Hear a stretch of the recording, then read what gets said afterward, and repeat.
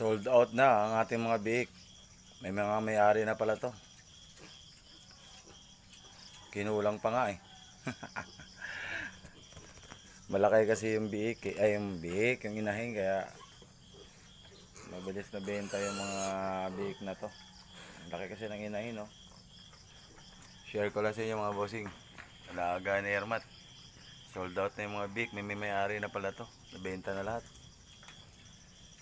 Inaantay na lang na medyo lumaki-laki ng konti. Oh. Hello. Good morning. Good morning. Good evening. Bati kayo, dali. Oh. Tingin sa camera. Alright. Okay. Good evening po mga pinamahal ko mga bossing, mga madam. Magandang gabi sa inyo.